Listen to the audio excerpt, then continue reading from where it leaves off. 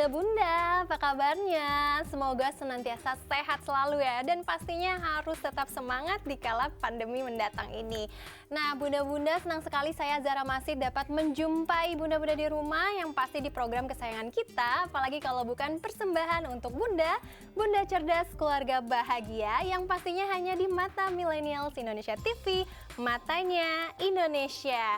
Nah, bunda-bunda, selama 30 menit ke depan pastinya kami akan menyajikan informasi yang hangat, yang menarik disertai dengan narasumber yang pastinya inspiratif. Nah, pada episode kali ini kami akan membahas mengenai menumbuhkan minat baca pada anak. Bunda-bunda tahu tidak sih kalau minat baca ini memiliki pengaruh yang besar terhadap kebiasaan membaca nih Bun. Apabila kita sudah terbiasa dengan membaca, kebiasaan tersebut akan dilakukan secara terus-menerus. Minat baca yang tinggi juga menjadikan minat belajarnya pun juga tinggi dan membuat kita memiliki wawasan yang sangat luas ya Bun ya. Nah, minat baca ini perlu ditanamkan mulai dari usia dini. Bagaimana ya caranya? Jadi di episode kali ini seperti biasa, saya tidak sendirian karena di sini sudah ada Mbak Ayunda Tiara. Halo Mbak Tiara. Halo Mbak Zahra. Apa kabarnya? Baik, alhamdulillah. Mbak Zahra juga apa kabar? Baik dong pastinya, tetap harus semangat ya, dan pastinya harus mematuhi protokol dari pemerintah ya untuk menjaga jarak dan juga tetap yang namanya harus sering-sering mencuci tangan atau menggunakan hand sanitizer. Nah, Mbak Tiara tadi kan sempat sounding ya terkait dengan menumbuhkan minat baca pada anak. Kenapa sih Betul. membaca ini dibutuhkan dan juga penting terutama untuk anak? Karena tidak bisa dipungkiri ya Mbak Zahra bahwa segala urusan hidup kita itu tidak luput dari membaca gitu. Kita mau tahu atau mau paham sesuatu itu pasti tentunya harus melalui bacaan, sehingga memang penting sekali untuk ampuh dan minat untuk membaca. Berarti sangat penting ya bunda-bunda di rumah, jadi harus diterapkan yang namanya membaca sedari dini. Tapi kalau misalnya terkait dengan tujuan nih Mbak, untuk meningkatkan minat baca ini tujuannya apa sih? Biar bunda-bunda di rumah tahu. Oke, jadi minat baca ini berbanding lurus dengan kemampuan memahami bacaan atau reading comprehension biasanya. Dengan kata lain, anak-anak yang minat bacanya semakin tinggi, maka kemampuan mereka untuk bisa memahami esensi dari suatu bacaan, dari suatu kalimat, dari suatu paragraf itu juga lebih baik. Nah, implikasinya apa kalau misalnya? Kemudian pengembangan diri, gitu kan, bisa lebih mengembangkan diri, baik itu secara psikis maupun intelektual. Kemudian juga bisa lebih paham topik atau bidang ilmu yang pada saat itu sedang dia minati. Penting sekali ya jadinya. Tapi kalau kita ngomongin kapan waktu yang tepat untuk anak mulai diajarkan membaca, kira-kira mulai dari kapan nih Mbak?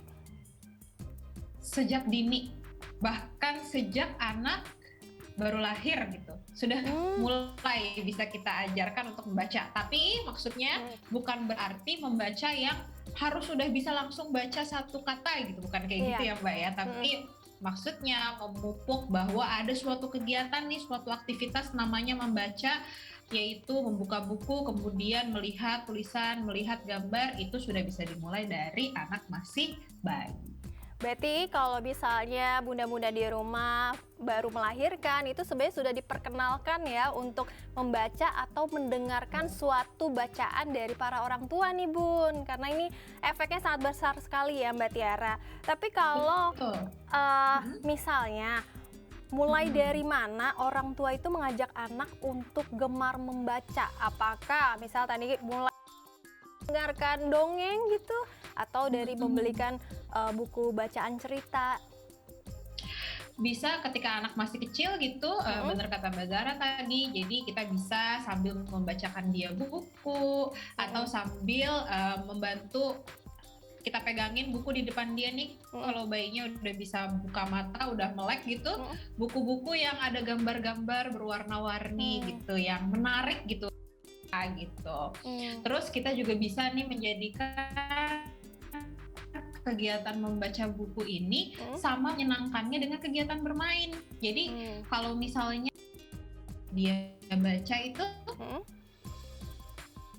ekspresi kita, vibe-nya kita tuh sama seperti yuk baca yuk kita baca gitu. Dan juga kalau anak masih kecil juga kita bacainnya perlu seekspresif mungkin gitu Mbak. Jadi kayak ada suatu hari ada seekor buaya kayak gitu. Jadi suara kemudian juga ekspresi wajah itu perlu seekspresif. Setelah diperkenalkan sama orang tua, kemudian kita bisa menjadikan kegiatan membaca buku ini sama menyenangkannya gitu, seperti bermain. Jadi kalau misalnya kita ajak dia main, itu sama ekspresifnya gitu. Kemudian kita bacakan dia dengan full ekspresi wajah dan intonasi suara gitu. Kemudian juga kita sebagai orang tua perlu mencontohkan kegiatan membaca ini sebagai bagian dari rutinitas kita juga sehari-hari gitu. Nah, ini yang mana? Yang saya mau tanya, kenapa perlu adanya penekanan atau orang tua mesti seekspresif mungkin? Itu alasannya kenapa, Mbak? Karena kalau untuk anak-anak yang lebih kecil, mereka menangkap segala sesuatu itu dari yang terlihat, ekspresi wajah, dari yang terdengar suara gitu. Ketika mereka menganggap itu sebagai suatu hal yang nyaring, yang menarik perhatian, maka pada saat itu mereka sudah bisa menganggap itu sebagai kegiatan yang menyenangkan. Gitu. Apalagi kita tambah dengan senyum ceria, jadi mereka mengasosiasikan kegiatan itu sebagai oh ini kegiatan yang bikin mamaku happy, oh ini kegiatan yang bikin ayahku happy. Dan anak juga pastinya terbawa senang ya dengan adanya respon dari orang tua, dengan penekanannya, dengan seekspresif mungkin. Tapi kalau misalnya kita ngomongin permainan interaktif zaman sekarang itu kan apalagi untuk memperkenalkan anak-anak ya Bun ya, bukan hanya buku saja, bahkan sudah banyak kartu-kartu yang isinya berisi tentang cerita anak, tapi hanya dari kartu itu kan sebenarnya bisa ya sebagai salah satu cara. Flashing cards gitu ya. Iya.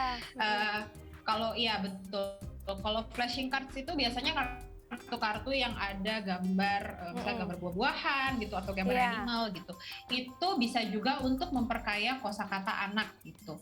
Jadi kan dia tahu oh ini namanya buah pepaya, oh ini namanya binatang hewan unta seperti itu.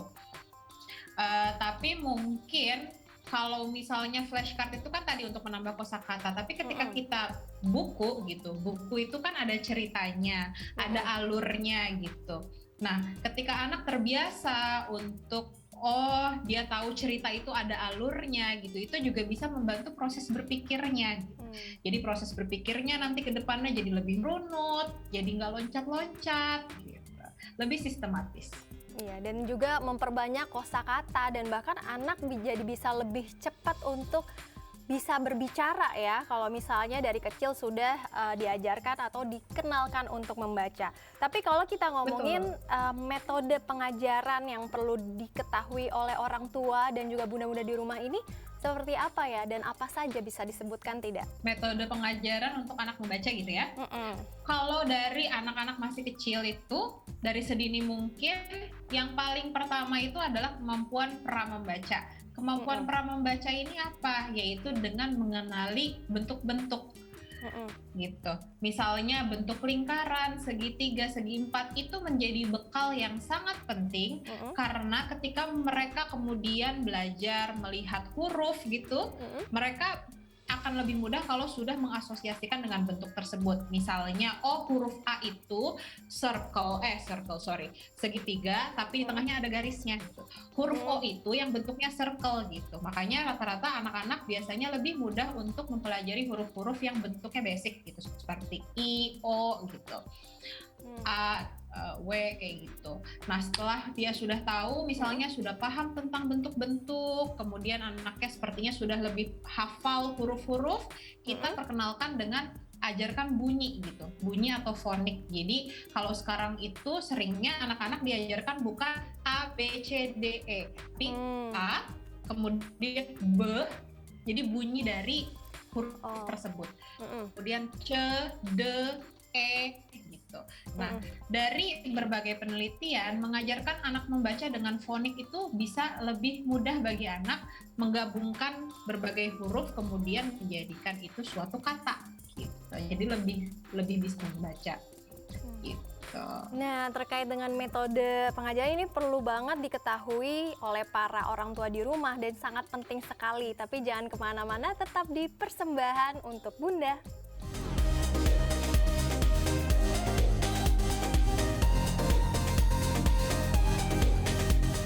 Terima kasih Anda masih setia di Persembahan untuk Bunda dan masih bersama saya Zara Masid dan juga Ayunda Tiara. Mbak Ayunda Tiara, tadi terkait dengan metode pengajaran yang paling penting dan juga dibutuhkan, bahkan menurut penelitian itu adalah sonik. Nah itu kenapa sonik? Fonik. Kenapa fonik atau bunyi seperti A, B? Nah itu kenapa sangat penting untuk awal metode pengajaran? Karena fonik itu kan langsung menyasar pada suara yang timbul dari huruf tersebut gitu. Kadang yang susah bagi anak adalah ketika dia tahu B itu bukan sebagai B tapi B, jadi ketika B dicampur A maka dia bisa jadi ngomongnya Bea gitu, bukan ba gitu. Sedangkan kalau misalnya sejak awal dia sudah taunya itu foniknya gitu, bunyi dari huruf tersebut, bahwa huruf tersebut tuh B ditambah A jadi ba, kalau B ditambah E jadinya B kayak gitu. Itulah mengapa sekarang metode mengajarkan membaca itu sudah beralih ke sistem fonik tadi. Fonik.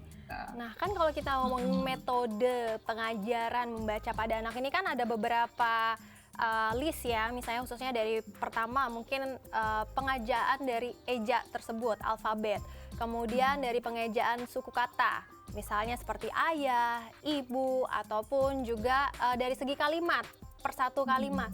Nah, apakah semuanya itu bisa digabungkan atau step by step dulu? Anak ini diajarkan fonik terlebih dahulu, kemudian pengajaran bentuk terlebih dahulu, atau bisa secara lengkap atau memang harus runut? Karena kan mungkin banyak orang tua yang nggak tahu ya.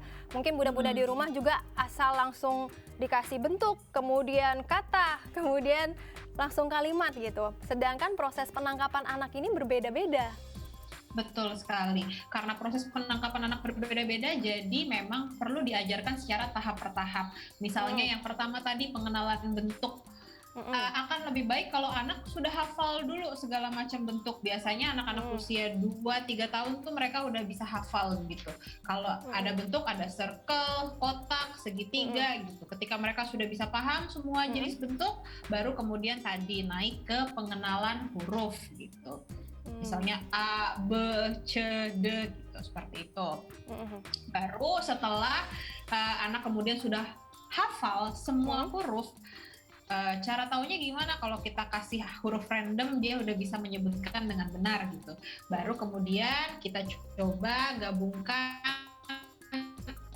antara dua huruf tadi seperti yang dikatakan sama Mbak Zahra terkait dengan suku kata tadi, kayak misalnya B dengan A, oba gitu, R sama U jadinya ru, baru seperti itu. Baru kemudian bertahap jadi pemahaman satu kata, kemudian kata-kata tersebut bisa digabungkan menjadi kalimat, dan beberapa kalimat bisa digabungkan menjadi paragraf. Itu perlu tahap per tahap. Jadi sebenarnya nggak perlu buru-buru bunda-bunda, karena pada dasarnya sebenarnya anak-anak itu mulai bisa diajarkan membaca, dengan kata lain maksudnya membaca full gitu ya. Satu kalimat full sebenarnya baru di usia 7 tahun. Gitu. 7 atau 8 tahun. Jadi bunda-bunda di rumah harus banyak research ya, karena kan guru pertama bagi anak itu adalah bunda-bunda di rumah khususnya. Jadi banyak research, banyak tahu mengenai pengenalan membaca atau metode pengajaran membaca itu sedari kecil itu seperti apa dan harus step by step. Nah, terkait dengan bagaimana sih cara meningkatkan minat baca anak yang menarik dan berawal dari kebiasaan sehari-hari. Kita bisa misalnya dengan menyediakan buku bacaan gitu ya, yang menarik gitu, mulai dari gambarnya, warnanya, ceritanya gitu. Kemudian bisa kita rutinkan gitu, kita buat waktu rutin untuk membaca bersama anak. Misalnya sebelum tidur gitu atau setelah mandi pagi kayak gitu. Kemudian kita juga bisa dengan cara rutin mengunjungi perpustakaan misalnya, atau kalau lagi main ke mall sempetin mampir ke toko buku supaya anak merasa gitu bahwa membaca itu termasuk salah satu kegiatan yang dalam tanda kutip tuh primer gitu, kegiatan yang utama untuk dilakukan gitu.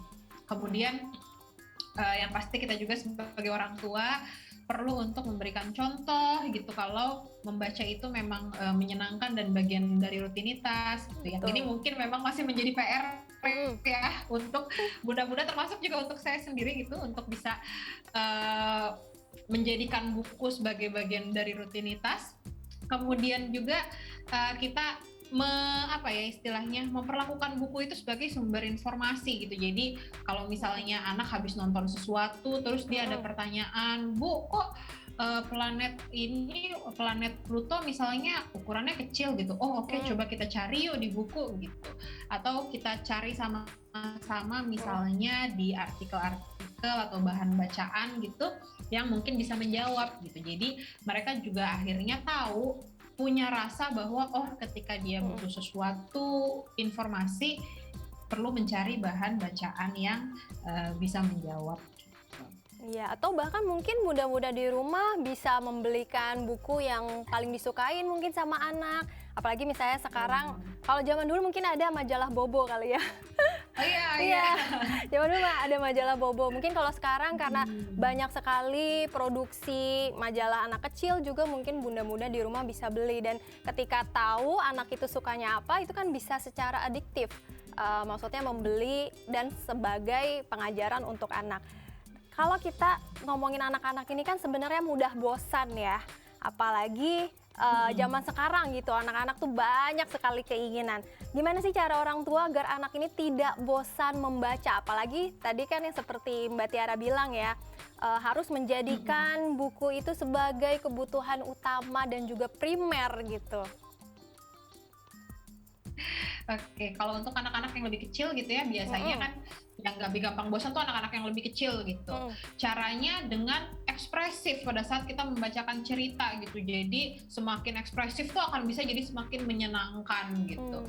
Dan juga kalau misalnya gitu untuk anak-anak yang lebih kecil, ketika kita membacakan buku cerita ke dia nih, usahakan untuk berfokus pada gambar, maksudnya pada cerita yang ditampilkan oleh gambar. Jangan benar-benar terpaku pada tulisan yang ada di situ gitu. Karena kalau misalnya kita terlalu terpaku sama tulisan yang ada di buku cerita, mungkin akan dianggap anak sebagai suatu hal yang membosankan, karena mungkin ada kata-kata yang dia nggak tahu misalnya gitu kan. Dan kan beda gitu kalau misalnya kita baca tulisan dengan kita menceritakan sesuatu melalui buku gitu. Jadi kalau untuk anak-anak yang lebih kecil, dia tadi bisa berfokus sama gambar. Jadi tujuannya supaya anak paham dulu esensi dari bukunya ini apa gitu, dan apa yang diceritakan sama orang tua. Nah kan kalau ngomongin orang tua, tidak semuanya nih bunda-bunda di rumah juga bisa se-ekspresif itu, atau bahkan setiap mau tidur mungkin hanya membacakan saja, misalnya ada kelinci melalui sungai sedang berlompat-lompat seperti itu. Tapi kalau misalnya kita se-ekspresif mungkin apakah bisa memainkan body language para orang tua untuk lebih interaktif sama anak? Oke, ini pertanyaannya menarik sekali. Mbak Zahra, karena memang kita beberapa kali juga gitu ya kemudian mengadakan kayak suatu kelas gitu, pelatihan untuk orang tua bercerita, karena memang hal ini perlu dilatih, karena mungkin memang nggak semua orang gitu kan bisa ekspresif, bisa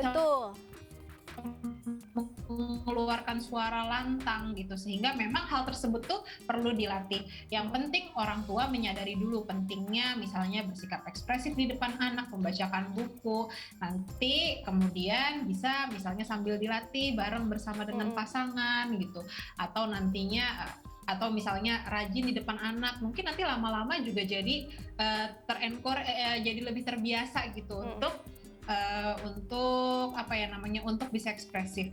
Mungkin istilahnya yang ini kali ya Mbak ya, fake it till you make it gitu. Jadi pura-pura dulu aja gitu, jadi orang yang ekspresif biarpun sebenarnya mungkin kita bukan tipe orang yang ekspresif, yang mungkin malas gerak juga, malas berekspresi gitu. Tapi di depan anak kita demi perkembangannya dia juga dan minat baca yang lebih baik, mungkin ada baiknya kita fake it dulu, pura-pura menjadi orang tua yang ekspresif, sehingga nanti lama-kelamaan kita pun secara internal jadi lebih terdorong dan terbiasa untuk bersikap ekspresif tersebut. Berarti apakah memulai ekspresif itu orang tua tuh kan tadi harus fake it atau harus berpura-pura. Berarti tidak perlu membaca juga, sebenarnya orang tua juga bisa mengajarkan anak atau lebih ke pendengarannya seperti itu? Iya, betul. Nah, tapi pentingkah penggunaan media gambar dalam proses menumbuhkan minat baca pada anak? Harus melulu pakai gambar kah? Kalau untuk anak yang lebih kecil itu perlu sekali media gambar, karena itu dia tadi, mereka belum paham tulisan gitu. Kalau di mata mereka mungkin tulisan tuh kayak kita kalau lagi baca mungkin tulisan Sanskerta gitu kan, kita nggak paham ya. Jadi kayak itu apa gitu, kita nggak tahu esensinya apa. Tapi kalau misalnya ada gambar-gambar, itu akan lebih mudah gitu diterima oleh anak, sehingga jadinya itu dia tadi penting sekali. Makanya kenapa buku-buku anak itu cenderung gambarnya besar tapi tulisannya cuma sedikit gitu, karena memang biasanya tulisan itu hanya untuk guidance orang tua terhadap cerita di buku tersebut gitu. Ujung-ujungnya tetap orang tua yang harus menceritakan ulang si buku itu kepada anak. Penting banget ini, masih banyak yang saya mau tanyain lagi, tapi pemirsa jangan kemana-mana, tetap di Persembahan untuk Bunda.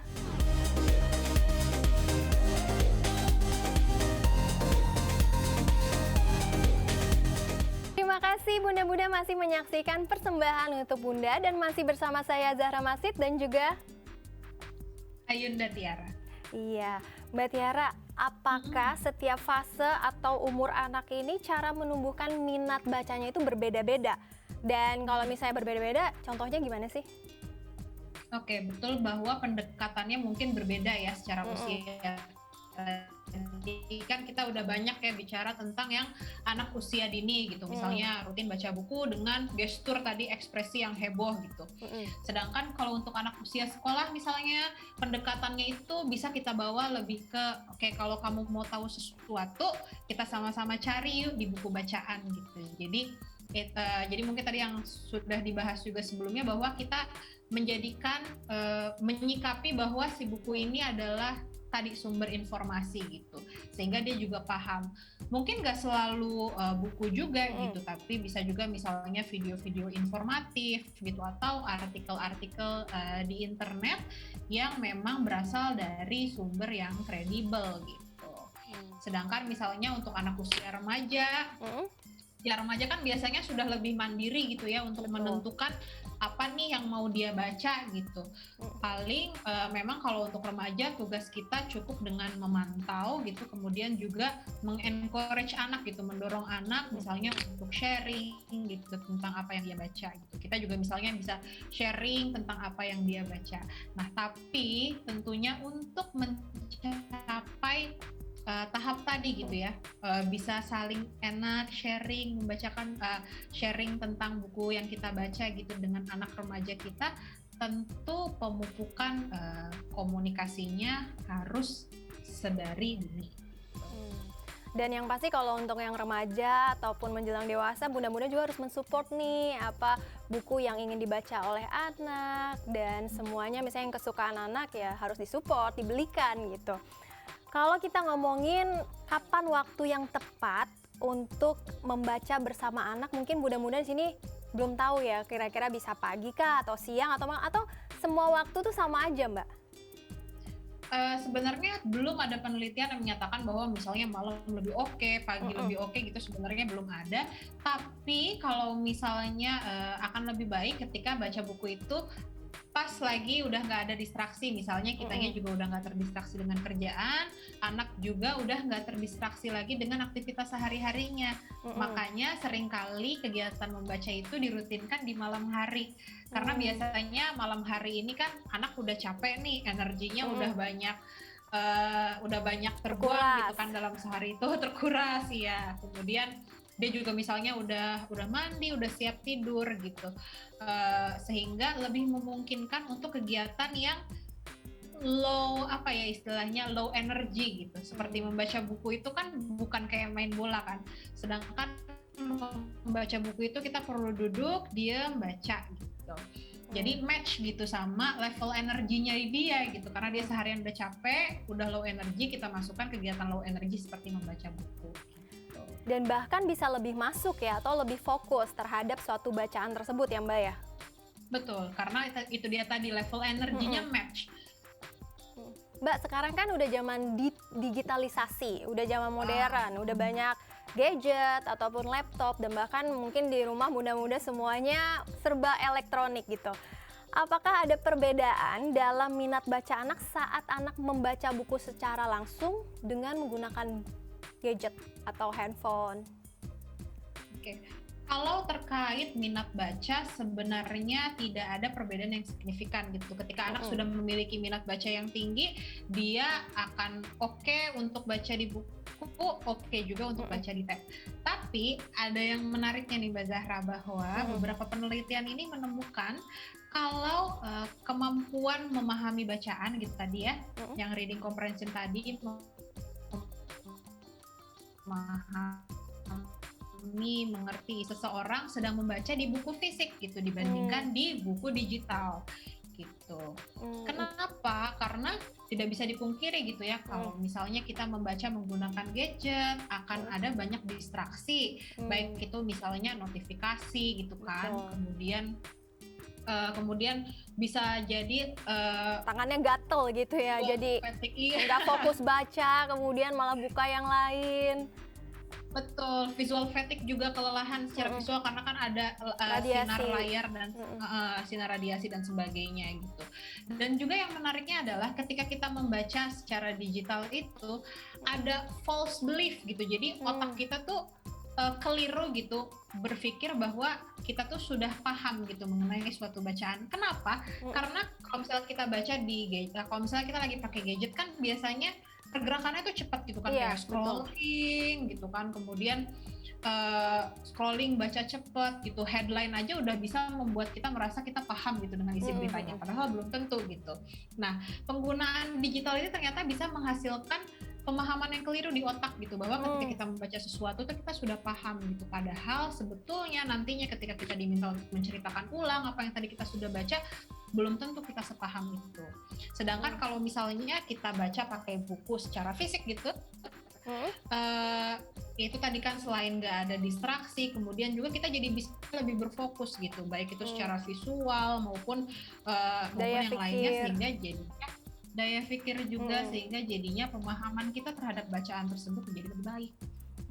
Tapi kalau kita ngomongin buku yang tepat untuk anak ini yang sesuai dengan umurnya, ada nggak sih? Yang seperti apa gitu bukunya? Buku yang tepat itu tentunya yang penyampaiannya sesuai gitu ya dengan tahapan usia yang bisa diterima oleh anak. Gali. Kalau misalnya untuk anak-anak, misalnya untuk anak yang lebih kecil gitu kan, jadi tentu buku-buku yang tepat itu misalnya buku-buku tentang tokoh-tokoh kartun gitu kesukaannya dia, yang colorful, gambarnya penuh gitu. Berarti lebih imajinatif. Atau buku ya, tentang kebiasaan sehari-hari yang mau kita. Ya, dan juga sebenarnya buku-buku tentang hal-hal yang mau kita tanamkan juga ya gitu Mbak, ke anak. Kayak misalnya kemarin anakku toilet training, dibacain buku tentang bilang kalau mau ke kamar mandi gitu dan sebagainya. Itu bisa sekali. Terus seiring waktu gitu, dimana anak udah tambah semakin besar, dia lebih butuh informasi gitu kan, mungkin yang berarti lebih bisa gitu, dia udah baca buku-buku yang lebih banyak teksnya dibandingkan gambarnya gitu. Itu ya bisa disesuaikan dengan minat dan kemampuannya dia gitu. Apakah mungkin bisa jadi ada anak yang memang lebih suka gitu ke buku-buku ensiklopedia atau self development gitu, atau juga komik atau novel gitu. Jadi nggak bisa dibilang ada buku yang tepat, tapi kalau secara penyampaian seperti tadi. Tapi ada nggak sih Mbak faktor pendorong ini agar anak-anak bunda-bunda di rumah ini jadi gemar membaca? Oke, kuncinya ini adalah di kebiasaan dan contoh dari orang tua. Jadi kalau anak gemar membaca, dibiasakan dan dicontohkan. Berarti dari orang tuanya dulu ya. Jadi muda-muda di rumah juga pada suka baca nggak nih? Minimal baca koran gitu. Jangan buka handphone terus. Walaupun sekarang udah modern, udah ada yang namanya digitalisasi. Tapi ternyata majalah atau buku yang masih konvensional itu efeknya banyak banget. Dan manfaatnya juga besar. Kira-kira manfaatnya apa sih Mbak kalau misalnya untuk tumbuh kembang anak? Oke, jadi kalau misalnya anak kita sedari kecil sudah dikenalkan dengan aktivitas membaca itu sebagai suatu hal yang menyenangkan, maka kedepannya dia akan tadi kemampuan pemahaman bacaannya menjadi lebih baik, sehingga jadinya juga dia lebih mampu misalnya menyerap berbagai wawasan, informasi pengetahuan yang ada di sekitarnya. Ditambah lagi kalau misalnya kemudian kita mengajarkan dia bagaimana mencari sumber yang kredibel, buku yang oke misalnya, ataupun artikel-artikel di internet yang kredibel, maka itu akan sangat bisa membantu dia ke depannya, baik itu dalam misalnya kehidupan akademik ataupun nanti kehidupan profesionalismenya. Seperti itu. Bahkan salah satunya juga bisa mengajarkan anak untuk menyeleksi atau memfilter source-source yang tidak penting atau bisa dikatakan hoax. Karena kan dari kecil sudah gemar membaca, artinya orang tua sudah mengajarkan adanya literasi media kepada anak. Benar ya Mbak ya? Betul sekali Sarah. Tapi biasanya nih Mbak, apa sih faktor tadi kan yang mendorong, tapi kalau misalnya menghambat dari anak sehingga dia tidak suka membaca, kira-kira apa? Apakah karena anak gemar bermain? Mungkin terkait dengan kultur membaca yang mungkin kurang dibiasakan di rumah tadi gitu kan. Maksudnya tidak bisa dipungkiri bahwa bisa jadi ada memang yang jarang gitu menyentuh buku gitu kan, jadi seperti itu. Dan juga misalnya terkait dengan gadget, nah gadget ini bisa sebagai pendorong, bisa juga sebagai penghambat gitu, tergantung gimana penggunaan kita. Kalau misalnya kemudian jadinya di gadget malah lebih banyak menghabiskan waktu untuk misalnya kegiatan-kegiatan game dan sebagainya, mungkin jadinya faktor penghambat. Tapi kalau misalnya kita menggunakan gadget tadi misalnya untuk ya mencari tahu artikel-artikel yang ingin kita ketahui, kemudian kita baca seperti itu, itu bisa jadi gadget kemudian menjadi pendukung untuk menumbuhkan minat baca pada anak. Jadi ya Bun, kurang-kurangi main gadget dan perbanyaklah membaca dan juga membeli buku bacaan di rumah harus disediain ya supaya anaknya makin pinter, makin meningkatkan daya pikir dan juga menambah kosakata seperti itu. Tapi nggak berasa nih Mbak Tiara, ternyata kita sudah 30 menit dan perbincangan ini sangat seru sekali. Jadi pemirsa, jangan kemana-mana, pokoknya tetap saksikan program Persembahan untuk Bunda di episode selanjutnya. Dan saya Azara Masid bersama dengan Ayo Mbak Tiara. Kami pamit undur diri, bye-bye.